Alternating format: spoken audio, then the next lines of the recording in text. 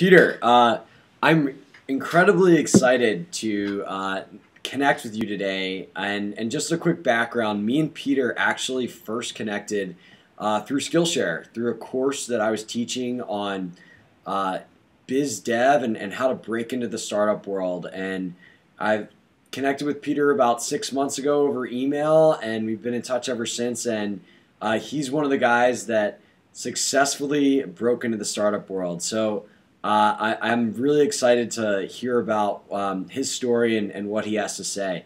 So Peter, tell me about your undergraduate experience and also when you decided that you wanted to break into startups. For sure. Again, thanks a lot for having me on here. Of course. Just as you mentioned, 6 months ago, I was really sort of stuck and trying to break into the startup world, and I was just looking online. I ran into your blog, and it had some really, practical, down-to-earth advice for how to get into it. And I could say that it truly helped me to get to where I'm at this point. So, in university, no problem. And in university, I did business and economics. Man, always meaning to go into investment banking. That was of course, that's where the money's at. Exactly. Always wanted to go into that. I didn't necessarily come from the most well-known university in Canada or United States, so I knew the chances of getting into these sort of top positions were fairly hard in the first place. And then once the recession hit, it just became exponentially harder to get those jobs. But I did have some amazing internships in the meantime. I worked with Minister Clement in Ottawa doing parliamentary work, so doing like press releases, political work, policy analysis, that sort of stuff. And that was really interesting. I was really into that stuff. But then eventually I felt that would cut off my sort of career path in a very narrow way if I went into politics. So when I had the opportunity to do it again the next year, I ended up working at Research in Motion, BlackBerry. Yes, of course. Which is Canada's well-known employer. It hires about 1,200 interns every semester in Waterloo. Whoa, 1,200. Yeah. That is insane. Yeah, it's pretty nuts. The government gives them a very good discount for interns as well, a certain credit. And it's actually just about an hour away from Toronto. That's sort of our startup hub. If you've heard about BufferBox, they came out of Waterloo recently. Yeah, is Buffer the social sharing company, or is BufferBox different? BufferBox is different. It's the delivery service that's very similar to Amazon and what Google just came out with today. Excellent. So they just got bought out by Google for about, I think, $18 million. Wow. Came out of that area. So basically, I sort of got into the startup culture there. I met a couple of people who were in it, went to lots of networking events like startup drinks and whatnot, and really started to love startups that way. I mean, I've always been passionate about economics. And then afterwards, when I finished school, I was a little stuck. I had a very mixed bag of experiences. It was little political, little tech, little finance, nothing. Like I couldn't really be an accountant because I didn't like it in the first place. But that's a great decision. I know. So I couldn't really get into that. Then I had some finance interviews, and they thought like, okay, he's great, he's personable, but it's just not going to be a fit. He doesn't have enough experience. I ended up going to Alberta for about a month to check out the job space there. And it was great, but it didn't feel right. So I guess you can say I took a bit of like a startup route in discovering what I wanted to do. It was like a test and fail. Like, okay, let's try out these finance steps. No, that's not going to work out. Let's go to Alberta. Yep. No, it's not going to work out. Tried a bunch of different things. And then ultimately ran into your blog. Started reading about these things like, okay, how can I actually get into this? How can I network? How can I get it done? And even before that, for about 4 to 5 months, I had a startup company in a way. It was like a little app development agency with my friend who, again, I just approached through Facebook. And I said, okay, you're an iOS developer. I can learn to design. I can do it. Let's do something. And he's like, okay, let's work for 10 days and see if we're a good fit. And it ended up working out really well. We had a couple of projects. And so I was in November. November is when I ran into your blog and thought like, okay, like I need to really hustle hard. Like, look at this guy here, Scott. He went to New York. just really, really grinded his way through to get into biz dev. Like it's doable. And so basically, I booked. One thing I want to stop and give you a pat on the back for is the fact that you took the initiative to do a project and in starting this app development company, because a lot of people, all they have to point to is their internships, their resumes, and what startup people look for is people with initiative, Mhm. and taking the initiative to start a project with your friend is incredible. So kudos to you. But continue on with the story. So you started reading some blog posts, and what happened next? For sure. I started reading the blog post, bought a bus ticket to Toronto because I was from Windsor, Ontario. It's about a 4-hour drive. Asked my friend if I could stay with him for a week. He said no problem. Went to about 4 different networking events. So one was a Brad Feld talk about his book in Toronto, Startup Drinks, Hacker Nest, and Startup Ping Pong, which is a Toronto thing. It's all these startups that get together in a ping pong club called Spin, Nice, and they nice. have a tournament.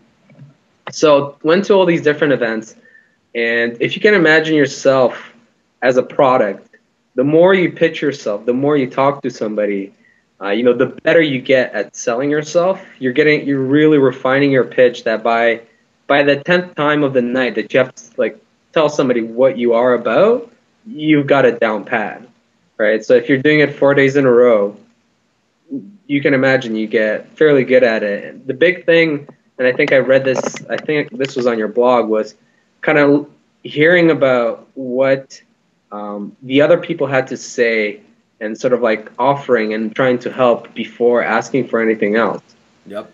And so I'd go to these events, and you sort of look for body cues in a way. You're kind of like, okay, there's a guy standing by himself. I could go talk to him. I'm not going to interrupt a conversation. Or you see that third wheel in a conversation, you go and talk to them. And it's like, what are you doing?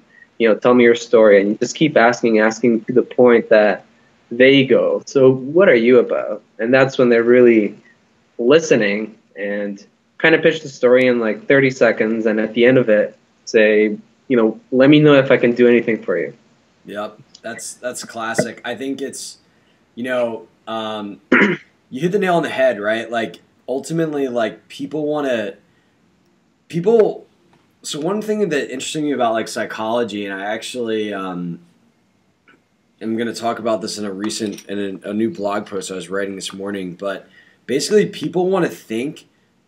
People, when somebody comes and asks them to do something, like, "Hey, can you help me out with the job or help me tweet this?" Like, people want to think that they voluntarily do things, that they have complete ownership over their actions, right? So Right. what's can be very powerful is like if you just set things up in a way for things to come naturally, like the things that you desire to come naturally. So you desire to tell these people that, hey, like this is my story. Do you know anybody hiring for a BD job, whatever it is? And you could go up to somebody and you could say that right away. But then Mm-hmm. like them helping you would seem like you were forcing it upon them. However, by asking them and being it all about them, and all of a sudden when they bring it up, it's like it was their idea to help you, Mm-hmm. which is like so interesting. Exactly. And making it all about them and how you can help. It's this kind of idea of the law of reciprocity where you help people, you take an investment in them, and all of a sudden they feel like they have to help you, they really want to. Mm-hmm. And it sounds like you did an awesome job of that. Yeah, and going, thanks, but going into sort of the second part of that, which was again something I read in your blog and kind of reiterated it, was you have to do that follow up like right away. So kind of went into a networking event and thought, okay, my goal is to get 10 business cards by the end of the night and make sure to follow up that night. So by the end of the night, each and one of these people would get an email from me saying, hey, thank you, some sort of a reference to the conversation we had. Let me know if there's anything else I can do for you. Again, not really asking for anything, just building up my network. I went up to Toronto not with the idea that I would get a job that week, but that it would be a start to setting up that network for getting a job eventually. Yep. I would say I got very lucky because by the second event that I went to, which was that Brad Felt talk, I met the CEO of Picketic, which is a startup in Toronto. It raised money, a seed round, and it crowdfunds events. So it takes away the risk from event planning, it's a mix of essentially Eventbrite and Groupon. So if an event hits a certain number of attendees, then it's on, and if it doesn't, then everybody gets their money refunded. Got it. Makes sense. Yeah, and so I met this guy, and he kind of said, like, why don't you come do this for me for just a month? We're a startup. We're really trying to get some traction. We're getting ready for like our next funding round. We want to show that. Just use your internal networks and external networks, whatever you do, and I'll give you like a high commission for every person that you get to sign up for the website. And I thought, okay, great. So I've got something. But going into another event 2 days later, I met somebody else, which ended up becoming my next boss. And it was at the Startup Ping Pong event. He was maybe 3 beers in, so he probably didn't even remember me when I called afterwards. But, at that point, I already started leveraging what I had from 2 days ago and said, yeah, I do sales at this company called Picketic. Classic. That is so classic. I love it. It was hilarious. And like at that night, he's like, you know what? Like, come apply. What we do is not sexy, but like, it's great. It's legit. It's more legit than the company you're at. And I was like, yeah, it's more legit than the job I have right now. So, yeah, I went to that, and then even ended up meeting even another person that had an interview set up for me later on. But so essentially, I had 3 jobs in a way lined up. I ended up going to that second one where I met my boss at a bar. I called him up and said, like, he kind of said, like, who are you? And I said, well, in a way, you told me that I have a job, so at the very least, I think you should give me an interview. And he said, okay, I don't really remember. Send me your resume. After that, he said, okay, come up. So I drove. By this time, I was in Windsor. I drove up to Toronto, had an interview with him. It was kind of funny. It was like it was the only time I've ever been late for an interview because I woke up 5 minutes before the interview. Whoa. Yeah. And it was kind of crazy, and I just, like, once I got there, I just said, you know what, I drove up from Windsor just now, like, I'm sorry there was traffic, just made up a lie, fake it till you make it type of thing. Just went through, like, a round of 4 interviews, and they were really quick to hire. I had the job 10 minutes later. I love it. I love it. So I think particular things that I want to point out is, A, you did an awesome job of putting yourself out there and going and talking to people and being aggressive with your networking, which is so important. And then I think the extent to which that is effective is if you follow up on those opportunities. I think a lot of people, and you did that amazingly, a lot of people will go and meet somebody and if that person was having a few drinks, be like, I could call them, but they'll probably won't even know who I am, and it's not even worth it. And it's like if you see a really pretty girl and you don't talk to her, like, all you have is upside. Like, all you have is upside to put yourself out there. And, like, I mean, at the end of the day, like, if you're not willing to take a risk on, like, following up, like, maybe it's probably not that important to you. Yeah, and what I would go even a step further, and I would probably say maybe you're not made for sales or business development, right? Like, this is part of your job to follow up with people, to put yourself out there. And if you can't do it in a really networking fashion where you've got nothing to lose, I kind of thought, like, okay, maybe it's not for me if I can't go that. Yeah, and I think too, like, you develop a tolerance for that, like, over the course of your life.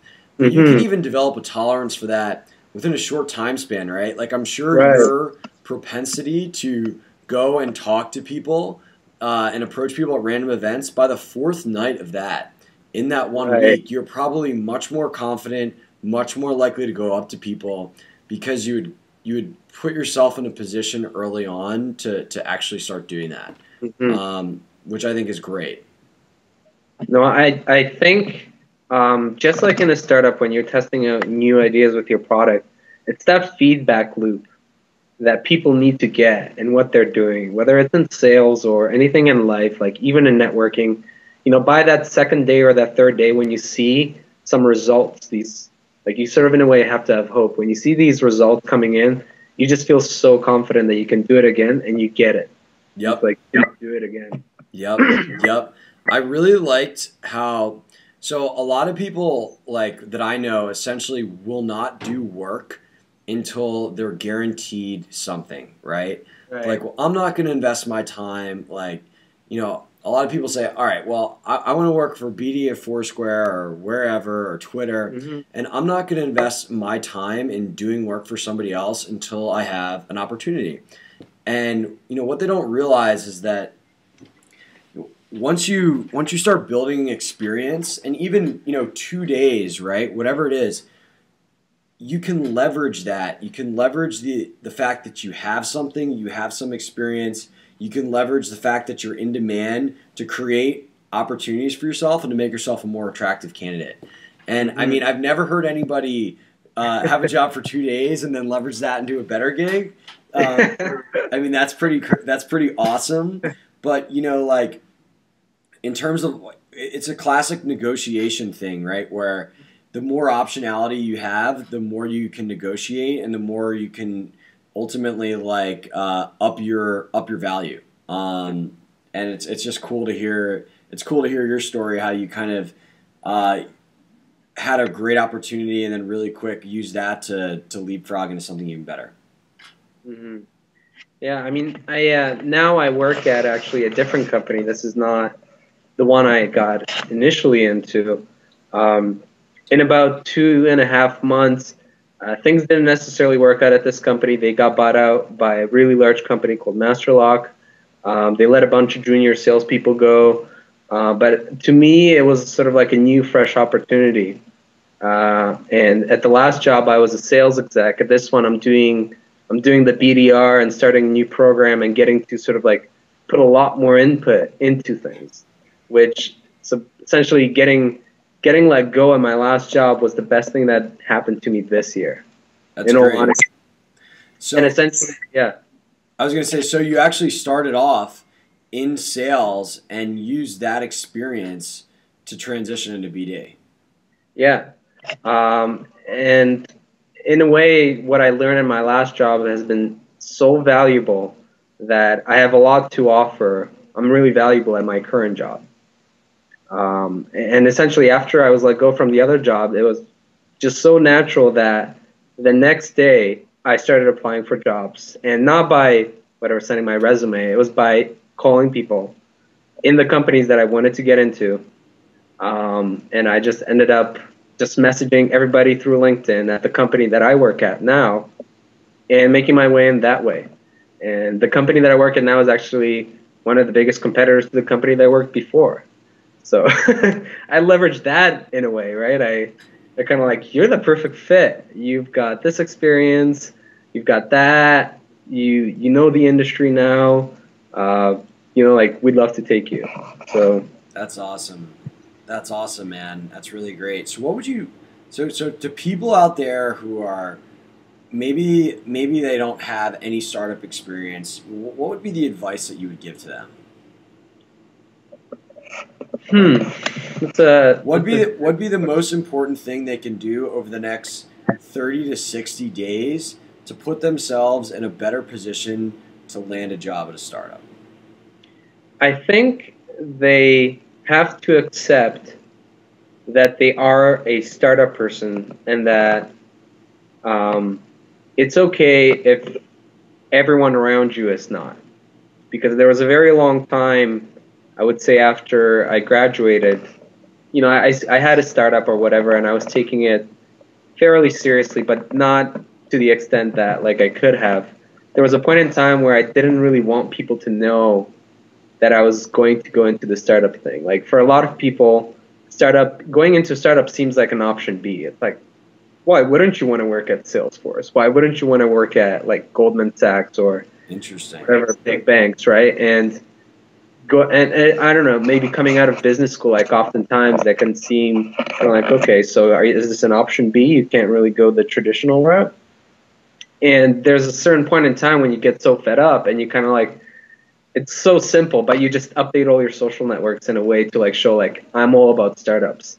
And until people see that passion in you for that, they won't be willing to help you out as much, right? Like if you're still hiding that a little bit about yourself, like, yeah, I'd like to get into startups and like, but I still like this other stuff, and people kind of ask you like, why didn't you go into like finance? Like you've been all about that in all 4 years of your university. Um, until people see that passion in you, like you're putting yourself out there, they're also not going to be willing to take you seriously in getting like a BD job, right? Like people can and I truly believe this, people can see passion. Like people who have passion will go out there, they'll do it, and when you interview, when you meet someone, they can tell right away in first contact, like, okay, maybe this person does not have anything of what he wants to be at some point, but I just feel that he will get there. Yeah, I And hear that's you. yeah. That's great. I mean, personal story. When I first started out in the startup scene, I mean, I had a pretty like, um, I guess an expectation to do a certain thing after school. Like I went to a pretty good school. I was a captain of the football team. Mm. Traditionally, that person has a great job at a bank, Mm-hmm. and I moved to New York to get paid lunch receipts and Right. train tickets, and I had to bartend at night and invite all my friends so I could actually make money at the bar, and it was incredibly humbling. Yeah. And it was just like, shit, like this sucks in the Yeah. sense that like I'm having to really make myself vulnerable and be like, Mm. listen, this is what I want to do, and it's different than everybody else, and love it or not, like this is what I'm doing. And Right. once you own that, people like really respect you. And then what I've noticed is because I have such zeal for what I do, like it's very attractive to all those people that I used to be embarrassed about what I do Mm-hmm. Exactly. because they don't have zeal for what they do. Mm-hmm. And you know, it's kind of like one step backward, two steps forward, or maybe even 28 steps forward, whatever it Right. is. Um, but yeah, man, I think that is such good advice. That is, I think, like you felt exactly what I felt at some point, and I think anyone who, you know, sort of wanted to go through the traditional route, and then at some point decided, like, you know, I want to do something meaningful at a company that's doing something meaningful, perhaps goes through that sort of challenge. Yeah, that is awesome, man. So, how can clearly you've done a lot in a little time, which is pretty awesome. So, how do people get in touch with you if they want to, see what you're up to, see what you're interested in? Are you on Twitter? Yeah, absolutely. My Twitter tag is Peter Guba. So the Peter regularly spelled, and my last name is Guba. It's fairly simple, and usually I'm good with follow-ups. You know, I'm sometimes late to reply to your emails, but but altogether, I don't forget about those things. Especially if you message me, you can add me on LinkedIn. If you message me there, I almost spend more time on LinkedIn and Twitter than anything else. So yeah, no, I'm more than willing to help anybody out. To even when I meet my friends now and they're kind of thinking like, I don't know what I should do, I'm always telling them to go into a startup, to put themselves out there, do exactly what they're passionate about, because maybe you're really far behind on where everybody else is. But if you have passion and you're moving really fast and you're moving exponentially faster than everyone else, at some point you surpass them a lot faster, right? That's right. And it's also the because there's such a lack of bureaucracy, you can accelerate like incredibly quickly, Exactly. which is awesome. Well, Peter, thank you so much. Your story is inspiring. I love this, and I just look forward to seeing what you do, man, because you got a lot of passion, and it's contagious. So awesome Scott, stuff, dude. no, thank you so much. And honestly, still even now, going back to your blog sometimes, Kind of like, okay, I wonder what else he's put up there, and it's always great advice. So keep doing that. Two, I'm waiting for when you come out with a book, because that has to be somewhere in the long-term plans. Like all that advice can't just stay on the web. That's true. So you've foiled my plans, but I am definitely going to write a book at some point, and I think empowering other people to be successful is what I'm passionate about, and it's just awesome, and it seems like you're into that too. So great No, stuff, dude. thanks so much. Keep in touch. If anybody wants to reach me, just search my name, Peter Guba, on LinkedIn or Twitter. Willing to do anything for you. Awesome. Thanks, man. Thanks a lot. See See ya. ya.